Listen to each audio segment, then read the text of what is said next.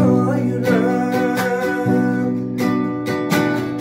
Şu dünyanı bağırtayla önüme,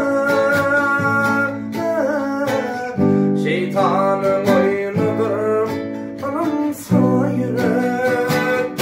Geçer ömrüm bildirip büyülerde yapraklar kaçar, bağda bülbüller uçar.